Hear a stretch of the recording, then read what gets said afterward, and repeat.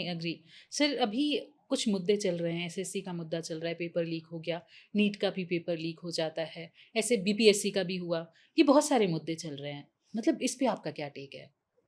देखो, आज के टाइम पे अब तो बोलना कभी-कभी वो आ जाता है कि पैट्रियोटिज़्म के खिलाफ आ जाता है कि आप क्वेश्चन कैसे कर रहे हो। बट रियल ये है कि हम कहीं न कहीं सही से एक एग्ज़ाम अच्छा नहीं करा पा रहे हैं। तो इसमें 2-3 लोगों का हाथ होता है। ऐसा नहीं बोलूँगा किसी गवर्नमेंट का या जो लोग भी कर रहे हैं, जिसको भी करना है, वो एक बार सोचते तक नहीं है कि इससे क्या-क्या इफ़ेक्ट होती होंगी चाहिए। एक बच्चे की लाइफ़, इसके पेरेंट्स की लाइफ़, उसके सपने कैसे क्रश होते होंगे, वो सोचते तक नहीं होंगे। और वो इसलिए नहीं सोचते क्योंकि उनका माइंडसेट ही या उनको सोसाइटी ने बताया ही नहीं कि यार ये चीज़ भी हमें सोचना है। जैसे एक एग्ज़ाम पेपर लीक हो जाना बहुत बड़ी बात नहीं है। पेपर लीक हो गया, ठीक है, किसने एक बंदे ने गलती करी, बट हर एक साल लीक होना ये गड़बड़ है। क्यों यार, बच्चे कितनी मेहनत करते हैं, वो बहुत पूरे बहुत साल की मेहनत उनकी बर्बाद हो जाती है। तो इस चीज़ को हम जस्टिफ़ाई कर भी कैसे सकते हैं? ये पैट्रियोटिज़्म के खिलाफ हो भी कैसे सकता है? नहीं देश हित में ही है ये चीज़ कि देश आप हित में है, आवाज़ उठा रहे हैं। लेकिन आवाज़ उठाना आज के टाइम पे बोल तो रहा हूँ कि जैसे एज़ अ टीचर हम जो ऑनलाइन बोलते हैं, कभी-कभी बहुत थोड़ा-सा डर भी लगता है कि यार इस चीज़ को कितना हम गवर्नमेंट को ऐसा नहीं पता नहीं है। अब जैसे नीट का एग्ज़ाम पेपर लीक हुआ 2024 का, केस हुआ, सुप्रीम कोर्ट में गया, वहाँ ये पता चल गया। आप आज के टाइम पे ये बोल रहे हो सुप्रीम कोर्ट में ये पता चल गया कि पेपर लीक हुआ है, उसका एक्सटेंट नहीं पता चल रहा। पेपर में रैंक्स बहुत ज़्यादा ऊपर-नीचे हो रही है बच्चों की।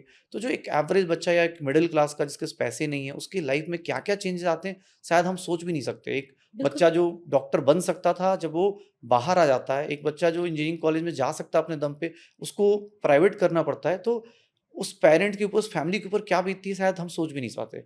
और इसी चक्कर में जो लोग समाज में ये सब चीज़ें कर रहे हैं, शायद उनको भी कंट्रोल नहीं है। और जो करवा रहे हैं या जो गवर्नमेंट है, जो चीज़ें कंट्रोल कर सकते हैं, इनको कहीं न कहीं एक तो कसम खानी चाहिए। हम जब देश में वन नेशन वन इलेक्शन की बात करते हैं, तो मुझे लगता है कि one exam, one fair exam भी कर सकते हैं, हुँ। कि हम भई एग्ज़ाम फेयर एग्ज़ाम तो कम से कम आप एजुकेशन तो आप ठीक है, आप 2 बच्चा प्राइवेट से कर लेगा, कहीं से भी कर लेगा, बट कम से कम एग्ज़ाम तो आप ले रहे हो, एग्ज़ाम अथॉरिटी आप हो। हुँ। तो एग्ज़ाम तो कम से कम आप फेयर ले लो, बच्चे की जो जितना डिज़र्व करता है उसको मिलना चाहिए। क्या है इसके पीछे? क्यों हर बार ये लीक हो जाते हैं पेपर्स? आपको क्या लगता है?